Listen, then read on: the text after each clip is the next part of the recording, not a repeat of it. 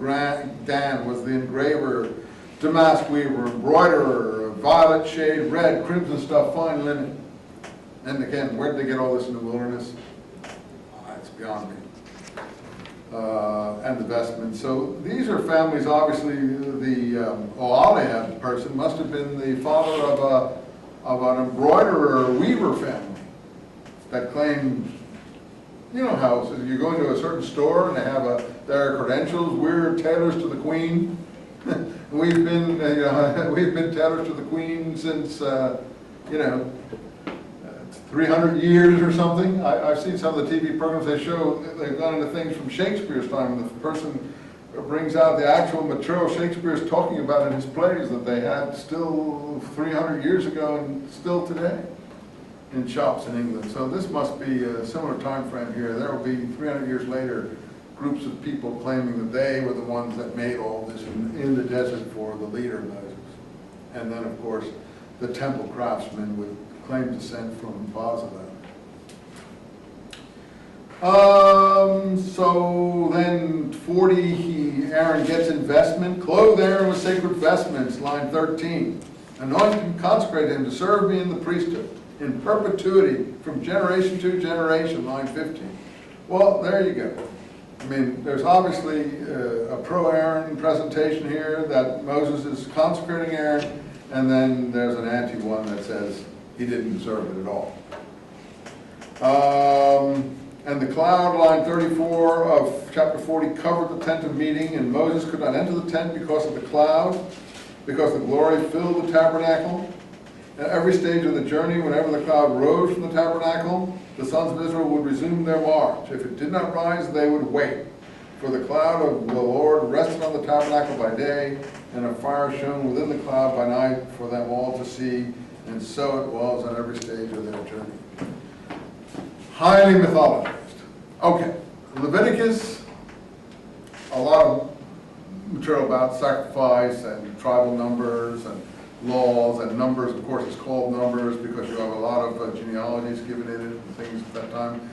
But there's a lot of historical material, Deuteronomy, a second presentation of the revelation of the law of Moses from a later codification, it seems. All this is really interesting, and it'll take you like 3 years to read. And I recommend it to you, but we need to move on to the conquest. This we find in 2 books, Joshua and Judges. So now the Pentateuch are those first 5 books that we have just gone through more or less slow or quickly.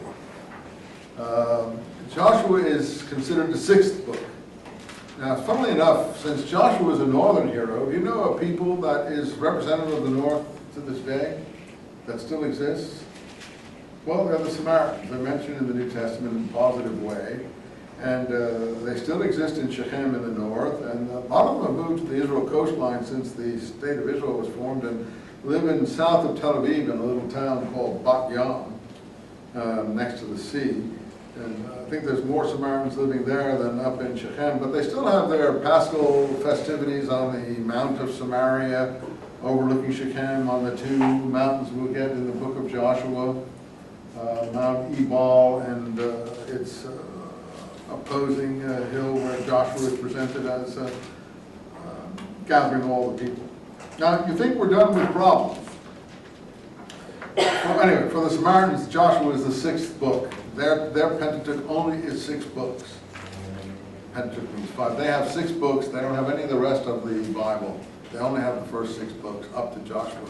They claim that everything after Joshua was corrupted by the Southerners, by the Judeans, and they don't observe any of it.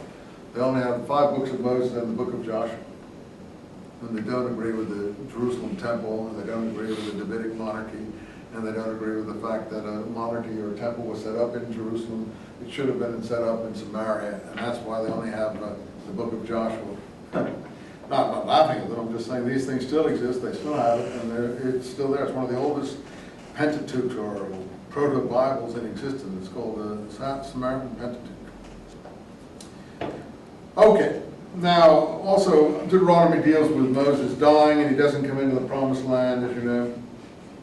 Or you may not know, but that's part of the presentation, that he is was not allowed to come in.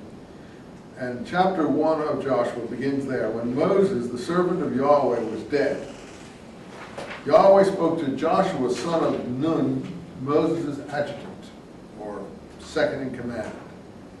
Moses, my servant, is dead. Rise, it's time to cross the Jordan. And every place you tread, I shall give you as I declared Moses, from the wilderness and Lebanon to the great river and the great sea. So that's a similar promise we had earlier. Again, it would make everyone in the Middle East quake in their shoes if the Jews really ever meant what they say here, which they don't, obviously, but it's enough to make people fear the Bible, I think. Anyway, God is commanding now Joshua, and we're going to have the same problems in this book as we had in the others, fortunately or unfortunately. Notice we had Yahweh at the beginning there, and then pretty soon we're into God again. So we're getting the same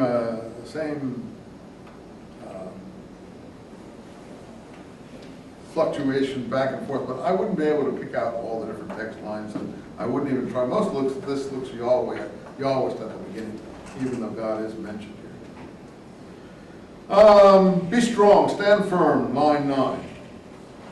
Get provisions ready, line 11, for 3 days. You will cross the Jordan in 3 days and take possession of the land which the Lord promised you. So here are the different tribes.